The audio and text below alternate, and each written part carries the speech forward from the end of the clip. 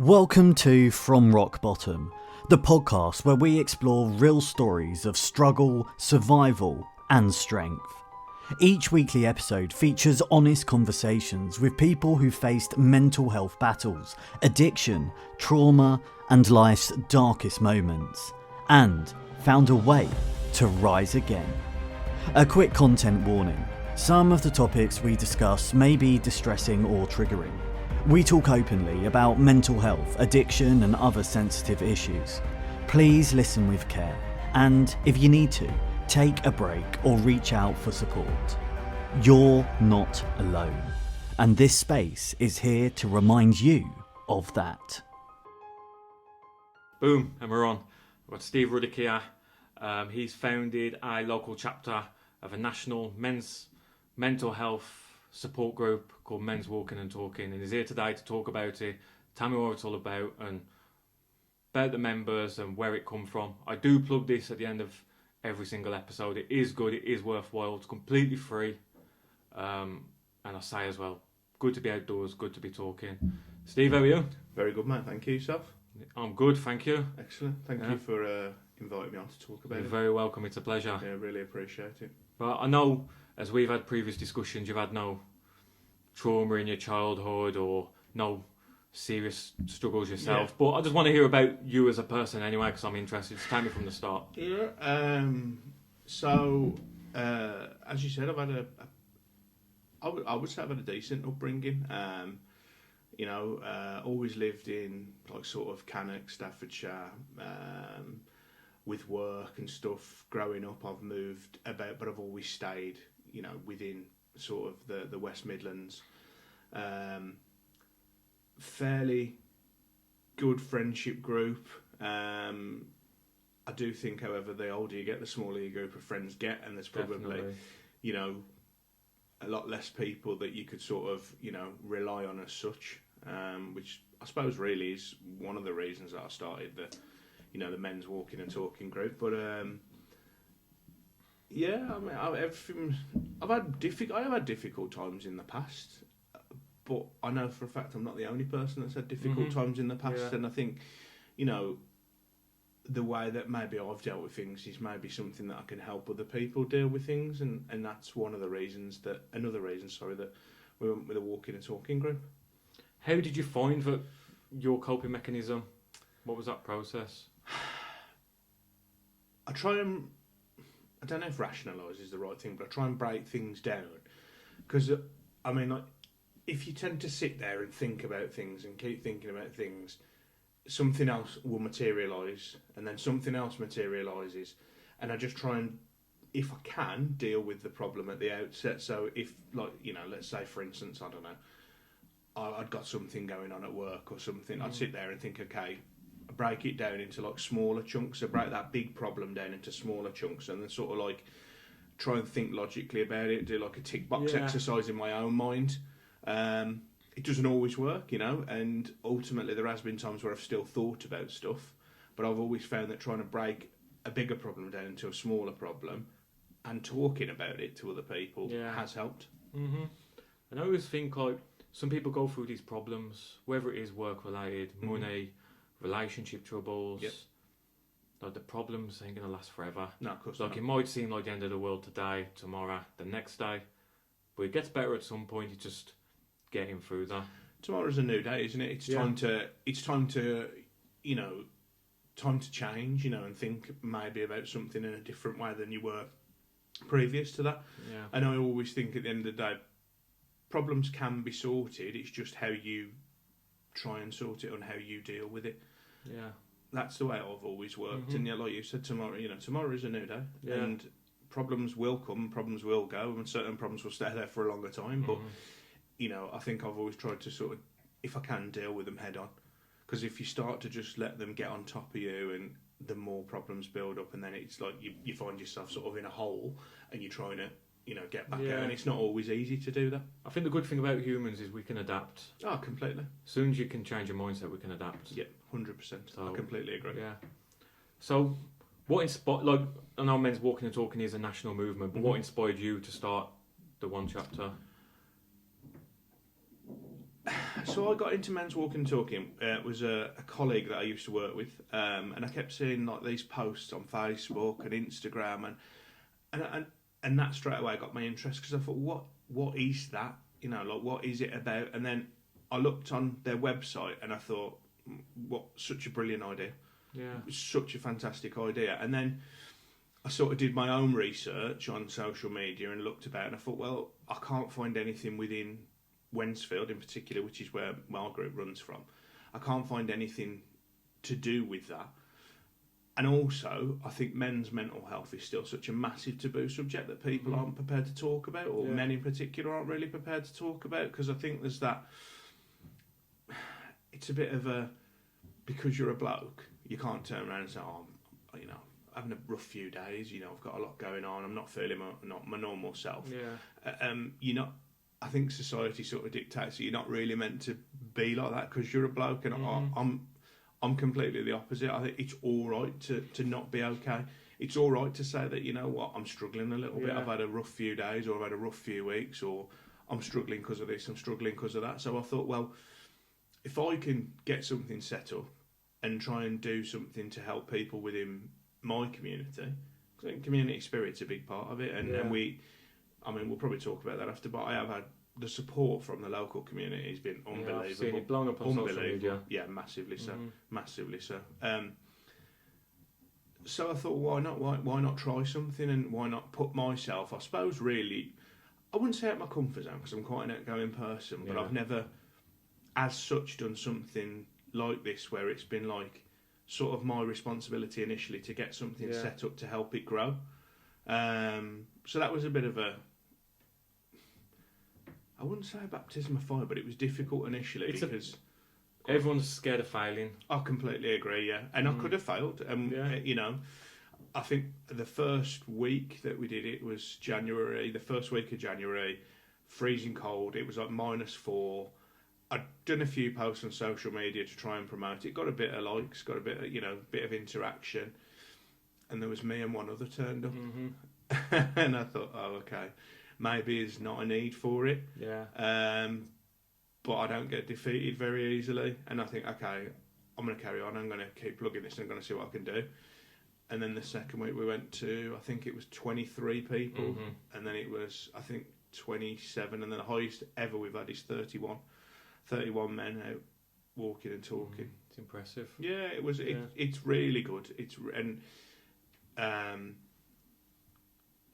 Like I said, the support from the local community is like unbelievable. Yeah. Like people are commenting on Facebook and recommending people to go, because it's any man over the age of 18 can come and walk and talk, and that is the premise. We turn up and we walk and we talk, and yes, it is to try and battle against the stigma of men's mental health, but, and I say this to everyone, like that, if you get a new member turn up, there's no pressure to talk about anything you don't want to. So if you don't, you're not going to be asked straight away, oh, what's your struggles, what's your background, what have you been through. If you want to turn up and just talk about football, or you want to talk about cars, work, whatever you want to talk about, you don't have to. But if you feel comfortable talking about your mental health, then the options there. Place. Yeah, definitely. Yeah. Like you have, like you said, on week 2 you had 31 people turn out. Yeah. In reality, the numbers who are needing help is going to be so much higher. I agree completely. Just obviously the confidence of people coming out and doing that. It's taking that first step, isn't it? Yeah. I've got no doubt in my mind that if you're thinking about joining the group and you see the amount of people that we get turn up, because on average now we get 20 plus most weeks, for someone walking into a big group of people who you don't know, is like that could set your anxiety off. Yeah, of course. I am fairly sure that we've had people say they're going to come, and I'm fairly sure that they've seen us and just drove past, or they've just walked past as if they're going for a walk separately, which is fine, because taking that first step is the hardest step. It is, yeah. But I think once you've took that first step, every step then, I know it sounds a bit cliche, it gets easier. It does, of course it does. Yeah, it gets a lot easier. My Facebook inbox is flooded with people who've asked me questions about, can I come? Is it open to this? Is it open to that? And there's been quite a few people who've said they're going to come, and they haven't, which is fine, because obviously they're not ready yet. You know, they're not at the point where they feel they can. Yeah. But we're always there. We're not going away. You know, Mhm. we're going to continue doing what we do because it's proven that it works. Yeah. It's proven that I it think works. it is a really good thing. I say, look, you said this, that first step's the hardest step, like joining your group. I say Mhm. to anyone, like, if you ain't out walking, go to the gym. Yeah. It's a scary environment when you think of it, but as soon as Mhm. you're in there, you're like, actually, this is okay. Yeah. It's just always doing that first step, going through the door. People are not there to judge. Mm-hmm. You know, they're not there to judge you. They're there to support you. Yeah. Do you know, it's like, you know, you said about the gym, going to the gym. People will, like, say, for instance, like, if it, I don't know, let's say a bloke my size, a bigger bloke, will walk through the door, people are probably thinking, fair play, he's coming to Yeah. try and do something. Mm-hmm. And that's why I say to, like, to my group, for the people that come and they turn up and they put themselves out there, and you're in the public eye, you're not being judged. People are actually thinking, fair play, because you Yeah. know what, you're doing something about Mhm. it, and you're trying to combat the negative that you've got. Yeah. Why do you think, like, you looked online, you've seen this online, and you started it yourself, why do you think that's needed? Why aren't there other stuff out there, government run, funded? Why ain't there nothing else out there for men? I believe there is government stuff and I believe there is funding, but there's not a great deal of funding because, like I said, there's still a stigma attached about men's mental health, and it's like, and it shouldn't be like that. It shouldn't be judged on, oh, you're a man, you can't be feeling rubbish or you can't be feeling upset. Mm-hmm. I mean, there are, like, you can get in touch with your local GP and you can have, like, you can, you know, ask for counselling, but unfortunately, the wait time to try and get to see someone can be weeks, months. You know, I mean, I'm not afraid to. I've had counselling in the past. I've been through rough times in my life, you know, with family illnesses, shall we say, and different things. And I've had counselling, and it made me definitely feel better to speak to someone who I didn't know on a personal level. Yeah. Because I suppose I'm not saying you did, but when you speak to someone who you know personally, they know you as an individual. They know what makes you tick. They know Yeah. what, you know, makes you angry, and they know you, so they might tell you how to, or offer you advice on how to deal with it. Knowing you as a person, does that make sense? Yeah, Because yeah. they'll know what. Judging your character. Yeah. Whereas, like, if you go and speak to someone else who you don't know, they might tell you or offer you advice on how to deal with it in a completely different way that you've not thought about before. Yeah. But I mean, it's very difficult to try and get help out there, especially through, like you said, the local community, the local government. We had the local MP, her office manager came to one of our walks 2 weeks back, I think, and he's going to speak to the MP and try and get her to mention about not just men walking and talking, but men's mental health within the Houses of Parliament, within the House of Commons, Yeah. and try and, you know, sort of bring it more to the front of people's mind, rather than it just being something we're aware about, but we don't really talk about it because, Yeah. you know, you're not meant to feel like that, are you? Well, it's mad that it's so ignored because the biggest killer in men under 45 is suicide. It's ourselves. Yeah. So it's the biggest killer for men, young men, Yeah, definitely. and it's not being addressed. No, it's not. I completely agree. And I think, is that a society problem? Has society made us think like that? Yeah. Do you know what I mean? Like, oh, you can't say you're struggling, you know, because people will judge you. So because you don't want to be judged, you don't mention it, and you don't feel like you can talk about it. Maybe that's the reason. I think society's got a lot to answer for a lot of things, personally, but especially around mental health. Especially around I think it's mental only going to get worse. This TikTok generation, they're seeing stuff of expectations of how an individual should look, how their life should be, and life isn't like that. No, it's not. Life is not perfect, and it's set to challenge you. But social media has a lot to answer for. Yeah, everyone needs to be a millionaire. Yeah, completely agree. And you've got to look like this, and you've got to drive this car, and you've got to have this, and it's not like that. You know, everyone's got their own life, and everyone's got their own things going on. And even those people who are portraying these images, guarantee they've not got the perfect life. Guarantee it. But that's what they're trying to portray. Which we've seen on previous episodes, like these influential people, boxers, influencers, your everyday people, they put so much on social media, but behind there, there's pain, there's stories, 100%. there's so many other things going on. 100%, completely agree. you can portray yourself as something you're not, and it's very easy to do. Yeah. But are you always going to be then struggling in the background?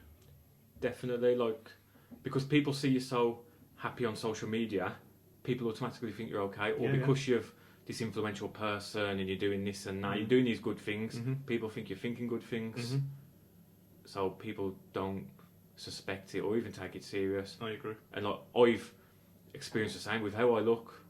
People don't think there's anything wrong with me, just because they think I'm, do you know what I mean? I've said this several times, they think I'm going to rob you, not, do you know what I mean, cry to you. Yeah. And it's just, obviously that's my own doing, but... Yeah, but just because you've got a lot of tattoos, that doesn't, portray you any different way. You're still a normal bloke. Do you know what I mean? I don't feel like you're going to rob me if that's any... don't worry about that. I feel quite safe, so... Right, so you've mentioned already you've gone down the GP route for counselling. Just touch on that. How did you find it easy, like, getting that help you asked for? How was your experience? When was it? Because I think times changed. Yeah, long time. I mean, I'm 41 now. Maybe late 20s, early 30s. Okay. The initial phoning up and asking for help is all right. Like, it's see the doctor, so on and so forth. The doctor will talk to you, but then ultimately I always knew that they were going to recommend like a counselling, and it's like a free local counselling. I suppose if you were to go out there and try and get counselling and source counselling yourself and pay for it yourself, you'd probably get it a lot quicker. Yeah. But I don't know what the prices are for counselling. I imagine exactly. I imagine it's not cheap, and not everyone can afford to be able to go out there and do that. We're not all earning 80, 90, 100 grand a year, are we? Where you can go out and have that luxury of being able to have it privately, where, like I said, you probably would get it quicker. So I got recommended to go for some counselling, which I did. I phoned up, booked it, but then obviously you've got your wait time. And I think, if I'm being honest, it was maybe around 3, 4, 5 months that I had to wait, which shows obviously there is that problem with mental health, and there is people suffering the anxiety if you've got to wait for like 5 or 6 months or whatever to try and get an appointment. When I had the counselling, I think I had maybe like 3 or 4 sessions. And personally, I found talking to someone who I didn't know, I wouldn't say easy, because obviously you've got to sort of build that trust with people first. But I think talking to someone who I don't know, who doesn't know me personally, you can sort of be a bit more open about things. So yeah, I mean, it's difficult initially, that wait time, because a wait time of that long to try and get something. If you're really, really, really struggling, your mind's still working, never switches off. I think it shows the fact the wait time's that long. There's either issue with staffing, or there's just that many men struggling. Yeah, I agree completely. And both still ain't been addressed to this day. Yeah, and I think we're a long way off addressing them, if I'm being honest. I really do. I think, and that's such a shame. It's such a shame that we're a long way off addressing those issues, because it isn't going to go away. Yeah, it's not going to go away. It's only going to get, I don't want to say worse, because I hope it doesn't, but if I'm being honest, that's the way I can see it going. And there's going to be more men out there particularly who are going to struggle with things. Hopefully it'll change sooner rather than later, and I suppose really that's one of the reasons that I'm doing this group alongside, Men Walking and Talking in general. I mean, I think now we're at nearly 50 groups across the whole of the UK.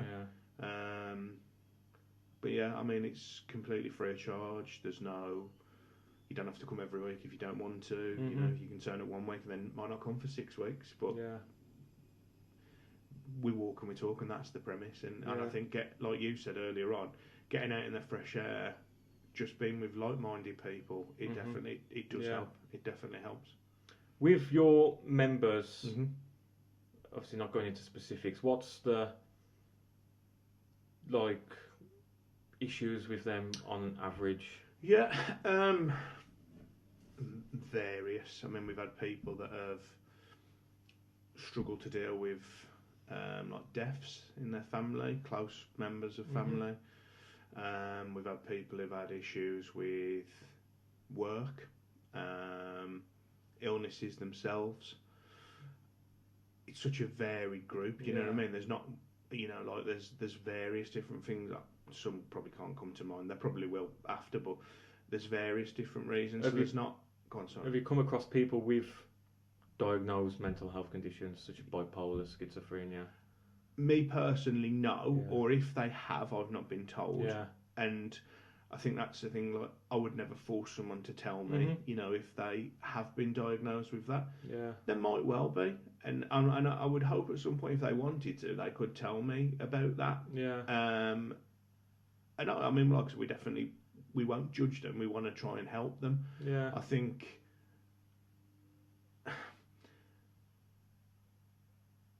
Do you think as society we're maybe too keen to attach a name to something? You've got this, you've got that.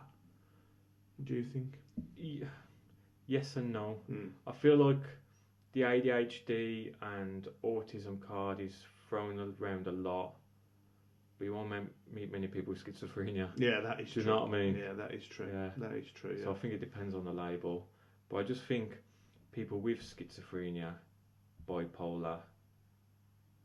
I've got bipolar, and I think straight away, me personally, this is how I feel, and how society's made me feel. If I say that to someone, I presume they're going to think I'm an absolute nutcase. I don't think you're a nutcase. I actually respect you for being able to say that. Yeah. Because there's probably a lot of people out there who may be, and I'm not on about my group now, I'm just on about society in general. There's probably a lot of people out there who have had a diagnosis and are scared to say it. Yeah. Because that, again, we're going back to society, aren't we? I find myself embarrassed. Why? If you don't mind me asking. It's just, like I said, people are going to think like, you're bipolar, you're proper out there, you're nuts. Which I can be, admittedly. Yeah. Unmedicated I can be. Yeah. But I'm controlled, I'm medicated, and I'm happy, I'm thriving. Good. I'm on top of my condition. I'm not always, but I'm on top of it. But for me, it's that label, like it's a scary label. Like I'm bipolar, and I think that's a scary label. But then people out there with schizophrenia, people straight away go, whoa. Yeah. Yeah. Yeah. I've personally never met anyone who's got bipolar, so Yeah. I would say thanks for obviously sharing that with me, but fair play to you for being on top of it. It's scary. And like, why I wanted to invite you here today, like, because when I was younger, when I first started going through my issues, when I like first become a teenager, there was no help. There was no knowledge in reality for them things. Like 15 years ago, 20 years ago, there was no knowledge. Yeah. Whereas now there's more knowledge, but still no help.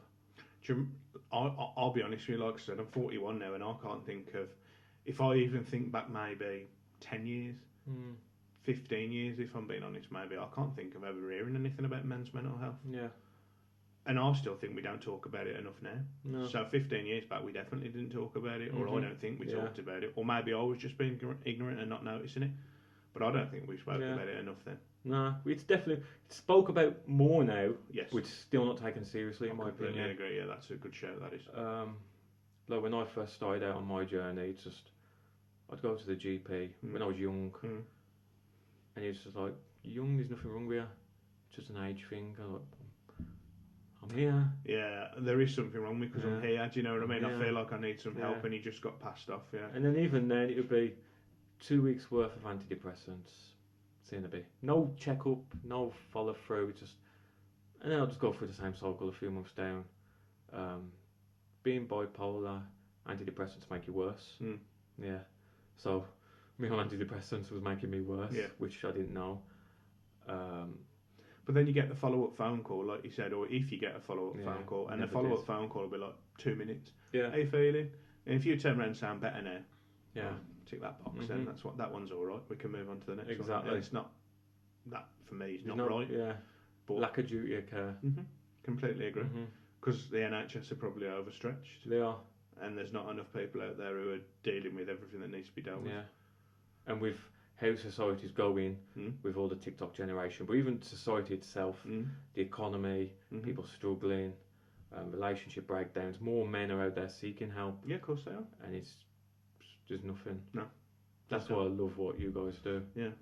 It's been, like, don't get me wrong, when I first set up and there was like 2 of us, I could have literally just said, you know what, there's no need for it. Yeah. But in my own mind and looking back at like things that I've been through, I thought there is a need for this. Yeah. And I'm not just going to roll over and die. I'm going to go again. Mm-hmm. And I'm so glad that I went again, because we're on Wednesday we did our 33rd walk of the year, and we had 21, 22 blokes out, and consistently, Yeah. you know, if you look at, I've seen it it's consistently above 20 Mm-hmm. every week. And some of the blokes that are coming have been there 20 plus weeks. Yeah. And there's a real camaraderie now between them. It's not just, you know, going out with a group of it. It's like, it feels like now going for a walk with a group of friends. Yeah. And that's helped a lot of people, you know, like when, you know, we don't just look at each other as just, oh, I'm going to walk with so-and-so, he's on my, you know, my men's walking, talking, the mental health walk. Yeah. I'm going for a walk with a friend now. Yeah. And that in itself shows that it works. What's the... I know you said 18 plus, but what's your age range of your members? Let me think. So I think the youngest is at the moment a regular is, I would say, I think he's 21, and I believe the oldest, he'll know who he is, and I'm hoping I'm not going to offend him. I think the oldest is around 72, 73. I would say most are of the age range between late 30s to mid 50s, I would say. Which you would probably expect. I think that's probably the age range where people do tend to start struggling, maybe. Yeah. But we have had 18-year-olds. Yeah. It shows the age range that no matter the age, everyone's struggling. Yeah, completely agree. You don't, you know, and I think that's the thing. I think I would openly encourage anyone, anyone who's struggling or thinks they might be struggling. And when I say take the first step, I don't just necessarily mean with my group, but get in touch with someone who may be able to help you, because the sooner you start taking action and trying to deal with it, hopefully the easier it will become for you. I would say don't sit on it and think, oh, you know, I'll be all right, because if you're already thinking you're struggling about things, there's obviously a need to maybe like try and change that. So it's not just like you said, there's not just my walking and talking group. There are other things out there, such like we referenced before we started talking. You've got like Andy's Man Club. Yeah. There's different things out there. There's like I can't think of the proper name of it, but something to do with sheds, and it's like people they've got like this.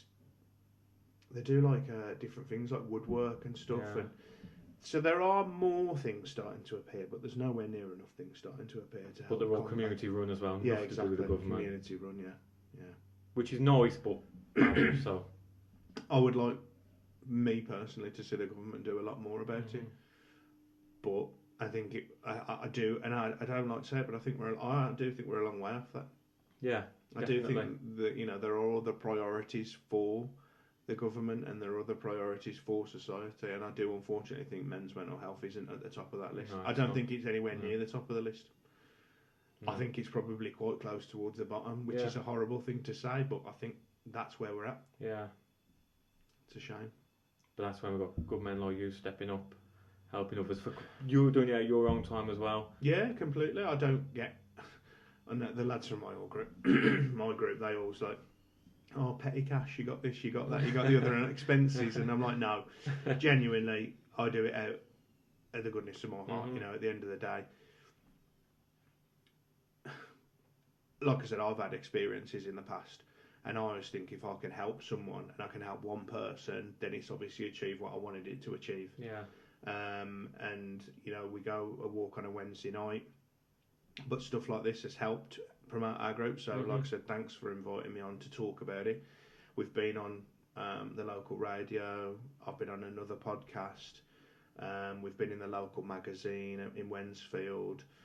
There are various people out there within the community who are volunteers who are trying to help and trying to do that thing. And I think the more people we can get out there who do these type of things, hopefully it'll start to help more people. Yeah, definitely. What's your opinion on what you found within your group on isolation, on men just feeling isolated in life? Like, they've got people, but they ain't. Yeah, I think, you know, there are a lot of people again, I wouldn't say necessarily within my group, but isolation is a big thing, and that fear of, you know, being on your own or not having anyone to talk to can have a really drastic effect on you as a person. Definitely. And again, it's like a little bit cliche, but there's a lot to be said for just opening up and talking to someone about something, because it makes you realise that you're not isolated, you're not on your own. You know, there are people out there who can help you, and isolation's a big thing. You know, I think the fear of being on your own, the fear of being on my own now, looking at where I am in life, would be hard. I'm not going to lie to you. You know, because I'm happily married. Yeah. You know, I've got good family, I've got good friends, but you know that could change at the drop of a hat. Of course it can. And then going from that to having nothing would be very difficult to deal with. And unfortunately, that does happen for a lot of people. Yeah. And because obviously then they think, oh, there's no one there to help me, that's when you sort of get in that downward spiral. Can you see why people do crumble and struggle when they lose their family network? Yeah, 100%. 100%. Because you might not necessarily be talking to someone about how you're feeling, but you've always got someone there to talk to about, you know, just, you know, general day-to-day life. But all of a sudden, if that's taken away from you, what do you do then? Yeah. You've got no one to talk to. So yeah, if that gets taken away, your sort of your security network, so to speak, that's always going to have an effect. So it would have an effect on me. I'll be honest with you. I feel sorry for, like, I've got so much sorrow, and for these men who have children, have a family, stuff changes, relationships break down. That's a reality of life. Children are weaponised, taken away from a good, loving father, and I've seen the struggles, and it's heartbreaking, because I imagine me in that position. Like I told you before this, like I'm separated from the mother of my children, but I'm 7 a.m. every day with my children. I go above and beyond because they're my lifeline in life, and kind of without them, I feel like I don't have a purpose.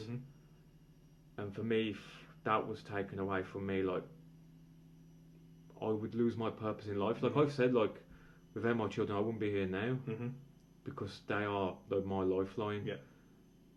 And I see it happening to other men, and I'm like, if I'm in their position, like I wouldn't be here. Like as like shit as that is, but without my kids, I'm nothing. So I understand. It takes a lot to admit that. It takes a lot to admit that. Yeah. Because we all know there's probably people out there who couldn't admit that. You know, but it takes a lot to admit that.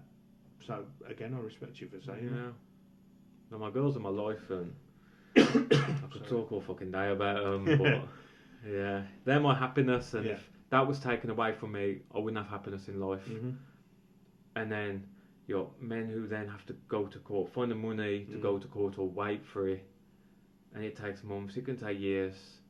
I got a good friend of mine from childhood, had a relationship breakdown during COVID. He didn't see his kids for 3 or 4 years. I was going to say, especially during COVID, and it's just more isolated. Nothing he could do about that. It's just accept it. And in reality, he did nothing wrong. He now sees his kids. He went to court and he can now see his kids. Yeah. So it's kids being weaponised is a big one for me. I found that is a big struggle for men. Yeah, it is. And again, you know, do kids now get weaponised more because people have seen that happen in society? You know, and I don't think that's right. I personally think it's horrible. Easy it is. Yeah, exactly. To use kids as a weapon, I think it's terrible, but it happens, unfortunately. And again, that can have a real drastic effect on someone. Like you said, you know, your kids are your happiness. Yeah. That got taken away from you. Exactly. And it's not even punishing the dad, you're punishing the kids. Exactly. Yeah, exactly. Yeah. So back to your group, before I get carried away by my kids. How do you make it welcoming for everyone to come? People listening are going, you know what, I fancy a bit of that. Yeah, I think... So we I wouldn't say we're over the top on social media, but we do try and plug it on various different sites or various different pages on social media. But I mean, there's obviously I'm the walk leader, but then we've got Rob and Alex, who are like sort of my, deputy walk leaders. So if I'm not there, they'll always step in. So we will walk every single Wednesday. So even if I'm not there, if I'm on holiday, we will still walk. Now, what we do, Alex and Rob particularly, tend to get there early, around 6:30, because we meet at 7:15. So if there is someone new who doesn't want to walk into that big group of people, they're there to welcome them. So they're sort of meeting someone on a more one-to-one basis rather than walking into a group of 20 or 20 plus blokes that are already there. What I always do, every person that comes, even if they've been coming for 10 or 15 weeks, shake their hand, how you doing, you alright, how's things been, blah blah blah. And then we always have a bit of a chat before we start. I always introduce the new members to the group so they straight away feel like they're part of the group. And then I always have a catch up with them sort of after the walk. How did you find it? Who did you walk with? So on and so forth. Did you enjoy it?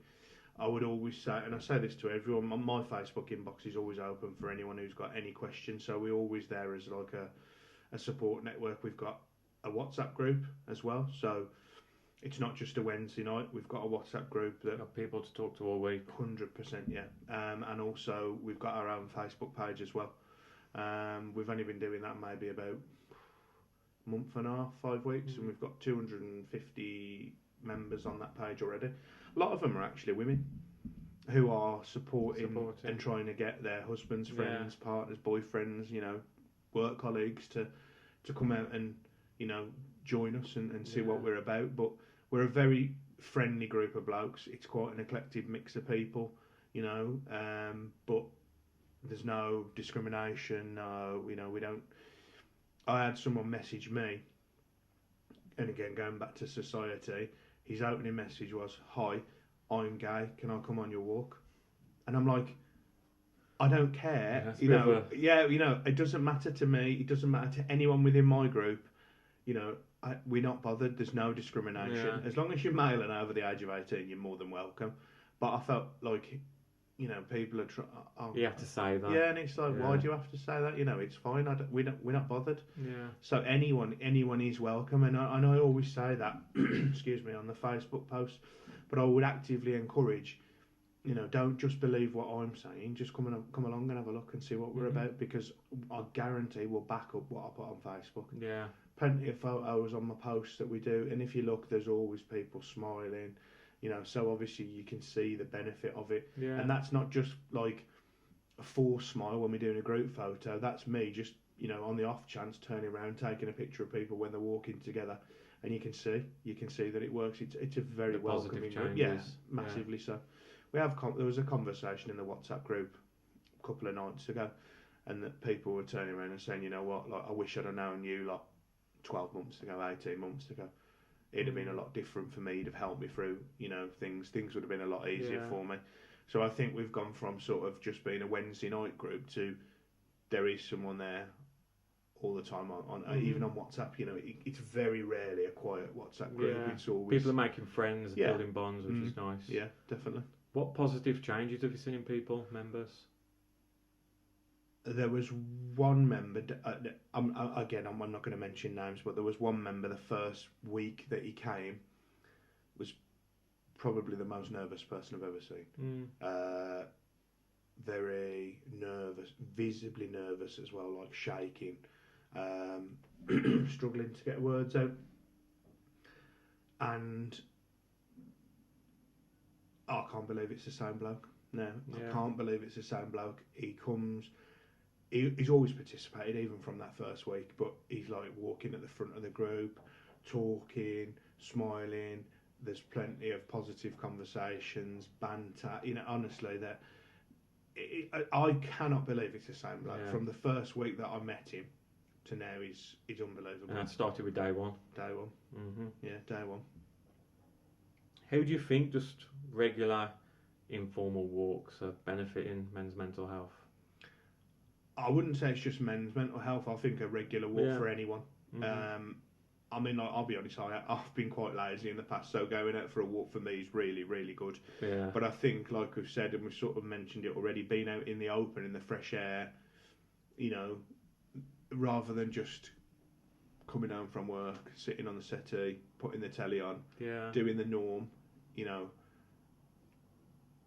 it's very easy to fall into that habit. So I think you've got to make time for yourself. I think that's actually a key message. Like, you've got to make time for yourself, because if you don't make time for yourself, you know, it'll have the opposite effect on you. So there is a lot to be said. Like you mentioned about going to the gym. Yeah, you'll always feel better from any kind of 100%. Outdoor workout, anything. You always feel better afterwards. I've always, and there's been a couple of occasions, I've said it to the lads in the group, like I've come home from work and I've had a day where I've just been like, you know, producing reports or looking at Excel spreadsheets, and I'm knackered and I'm thinking, you know, it's Wednesday, I'm tired. But then I think, I've made a commitment and I want to go and I want to feel better about myself. And as soon as I've done that walk, or I'm out there and I meet everyone, I know that it was justified me going there. Yeah. By turning up, my mindset straight away changes. You never feel bad after a walk or a workout. You always feel better. As much as you're dreading it or hate it, you always feel better afterwards. Completely agree. Like last week, it was like 30 degrees. But we still went out and we still walked. Yeah, we did a little less than we would normally do.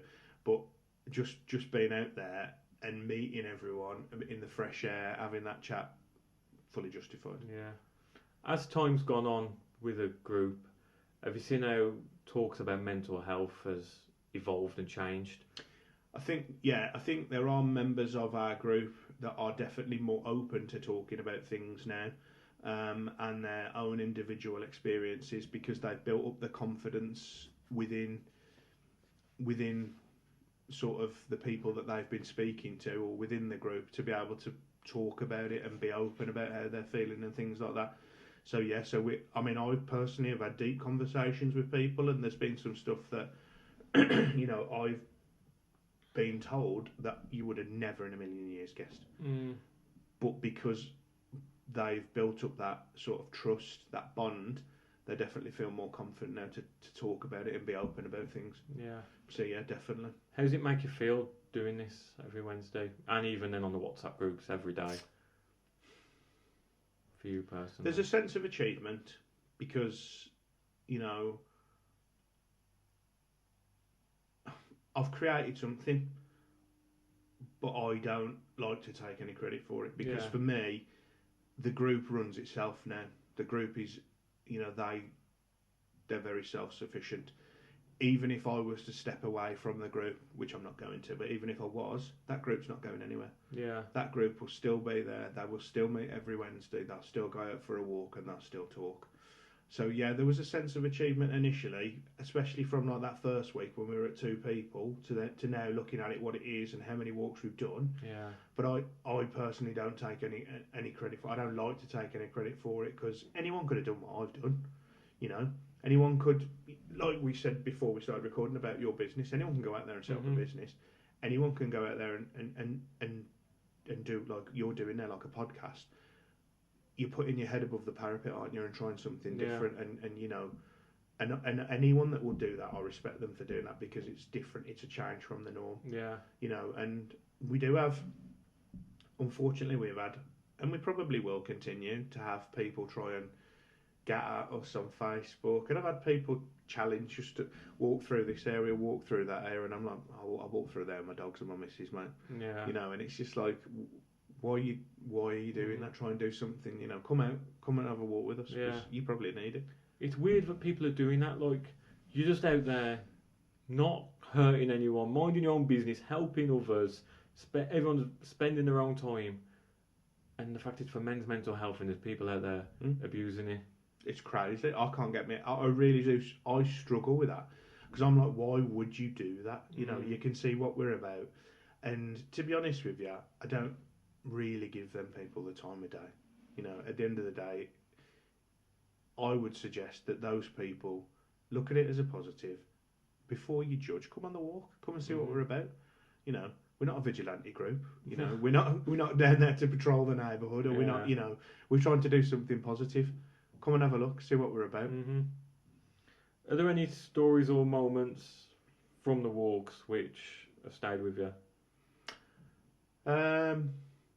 The support we get from the local community. I mean, we had the police pull up and talk to us, and not in a bad way, like, all right, lads, what you doing, sort of thing. They knew what we're about. Yeah. There's a local running group. We cross them most weeks. We never walk the same route. So in 33 weeks, we've done 33 different routes. So to try and keep it varied, because I think if we were walking the same route every week, it gets boring. And we always seem to end up crossing paths with them. And the camaraderie between us and them, like that, they're all like, oh, well done, lads, keep it up. Yeah. You get people driving past, pipping the horn, because now they know what we're doing and what we're about. Mm-hmm. Like, we'll walk past. I mean, you know Wensfield. You're not you're from around that area originally. There's that many pubs and stuff around there, and even when you walk past people and they're sitting in the beer garden, they're like, oh, you're the walking and talking group. So it's nice to see that the message is getting out there. How does that make you feel? The support. Proud, because we're there and people know what we're about, and it shows that people don't always judge people who are struggling with mental health. People are actually there to support you. Mm-hmm. And I've always said, I think if you're coming on the walk and you're putting yourself out there and you're walking in the summer nights like we've got now, people can see who you are, and you might have people drive past who are your friends, and you've put yourself out there to show that, you know what, it's all right to not be okay. It's all right to admit you're struggling and you might need a bit of help. But I think the overall group itself, I'm proud to be part of that group. I'm proud to be associated with Men's Walking and Talking, because I think, the more we keep plugging it and the more we keep doing it, the more we can try and change that stigma with men's mental health. Mm-hmm. Anyone can start a group. Anyone can start a group. Just because I've got a group in Wensfield, it doesn't matter if someone wanted to start a group in Wednesbury. If someone wanted to start, there's one in Warsaw. I don't think there's one in Bloxwich, but anyone can start a group. Mm-hmm. But it's just, sort of putting your head above the... Yeah, doing it that first step. Yeah. For men listening who might feel a bit hesitant to join, what would you say to encourage them? I understand if you're hesitant about joining, because I can guarantee that they wouldn't have been the only person that's hesitant about joining. As mentioned when we were talking previously, if you are hesitant about joining, you're hesitant about walking into a new group of people, like I said, Rob and Alex are there fairly early, they would welcome you. I've also said to people who've sent me an inbox message on Facebook, if you're worried about walking into a group of people, message me when you're parked up and I'll come and meet you at your car and you can walk in with me. Yeah. Ask me any questions that you've got, anything, any concerns. Like there might be an area you don't want to walk through. We can make sure that we avoid that area. Mm-hmm.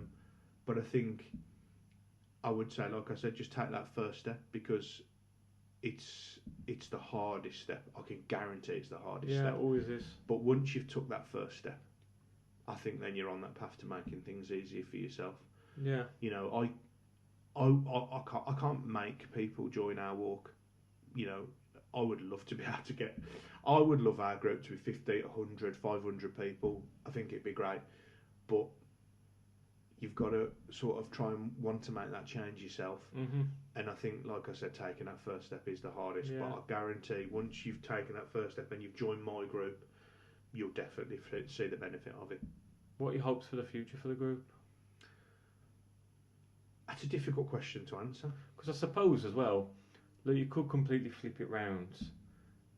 And I suppose if, say, in a year's time, you're now down to 0 members, you'll just fizzled out 1 by 1, 2 by 2 or whatever, that could potentially mean they now feel better.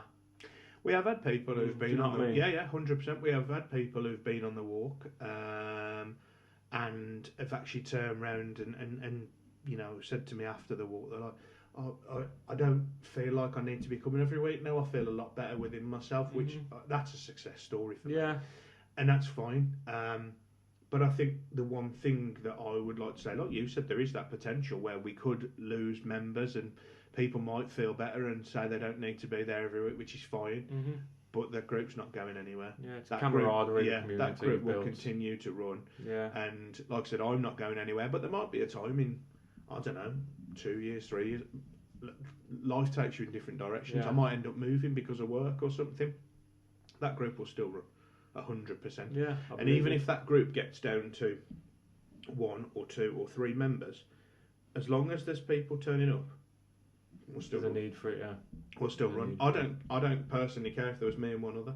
Mm-hmm. When there was me and one other on that first walk, we could have just quite easily got in the car and just gone home. Did you know that person? Yeah. Yeah. I did, luckily. Yeah. It was my father-in-law. It was my father-in-law. Yeah. But after that, no, all the other members that have turned up have blew not. up after that, yeah. But no, the group isn't going anywhere. It will continue to run. And regardless if I'm there or not, I just want to I'm not going anywhere. I know it sounds like I am, but I'm not going anywhere. But that group will continue to run, definitely. And I would encourage other people who are thinking about mental health and have they got any struggles or do they want to do something. Look on the Men's Walking and Talking website, because you can set your own group up, and don't be discouraged if you do only get 1 or 2 people, because they will come, because there is a need for it. Mm-hmm. Obviously, you did your first week with just 1 member, and now obviously you can say you have lived in, more people will come, but how did you get through that? I'm resilient as a person. I think that's part of like my career, and there's jobs that I've worked in, and I've worked in difficult jobs, high pressure jobs, and I think that sort of gives me a coping mechanism. And like I said, I won't take defeat. I won't lie down and just accept something. Do you know what I mean? Because I could have quite easily walked away. I think a lot of people would have done. Yeah, I think they would. I'll be lying if I said it didn't cross my mind. I think definitely on that first evening when there was just 2 of us, after I got home, I had a chat with my wife and stuff. Do you know what I mean? I was probably thinking, I don't know. But I thought, no, I'm going to try again. I'm going to go again. I'm going to push it next. I'm going to push it, and I'm going to go next week again and see what happens. And I'm so glad I did. Yeah. So glad I did. And it's the support from the community. We need more community spirit. Yeah. We need more people who are prepared to help each other. The world will be a better place if we do that. Yeah, definitely. So finally, just while we finish up, what message would you share with men who might be struggling in silence? Speak up about it, because suffering in silence, I firmly believe, won't help you. Speak to someone. It doesn't matter if it's your best mate, your doctor, a walking group. There's always someone out there who will listen to you. Don't suffer in silence. Don't become isolated. Don't be afraid to say that you're struggling a bit. Yeah. Look at me, I'm a big bloke, you're a big bloke, you know what I mean? But we've opened up and said that we've had issues in the past. And there's no shame in it. So open up and talk about it and say something. Yeah. Because the more you start talking about, I always believe a problem shared is a problem halved. Yeah. And I think, someone might give you one bit of advice that makes you think, you know what, I never thought like that. I never realised that. I'll try that. Worth it. Don't suffer in silence. It's not worth it. Talk to someone. 100% agree. But yeah, thank you for coming, mate. I really appreciate it. Thank you for inviting me. It's a really good thing what you're doing, creating a space, community for men to walk, talk, open up, make friends. It's a really good thing what you're doing. Thank you. I really appreciate it. Anything to say to finish up? I can't think of anything, honestly, genuinely. Like I said, and I'm just reiterating what I've just said. Thank you for giving me this space to talk about it. Thank you for obviously you being honest about what you've been through as well. If you're back in Wentzfield one night, come and join me. Come most and say definitely hello. will. And if you know anyone, just tell them to just speak up. I do. Just speak up, and that goes to anyone. Just speak up and talk to someone, because there's a lot to be said for just having that chat. Yeah. Yeah. But like I've said, every video so far, you are episode number 5. At the end of this video, if you are watching, Men's Walking and Talking posters are put up at the end of the video. It says all the locations, what it's all about. Different groups run on different days. Also got Andy's Man's Club, which I'm a big fan of. Yep. But if they're still not your thing, go to the gyms, go for a walk yourself. Get outside, it'll do you good. Yeah, completely agree. Right, Steve, thank you very much, mate. It's been a Thank you very pleasure. much. Thank you for listening to From Rock Bottom. If this episode spoke to you, please subscribe, like and share. It really helps us keep doing this work and bringing these stories to light. You can also follow us on social media for updates, behind the scenes content and ways to get involved in the conversation. Most importantly, if you're struggling right now, please don't suffer in silence. Reach out, talk to someone, seek support. You are not alone, and you are absolutely worth life. Take care, keep fighting, and we'll see you in the next episode.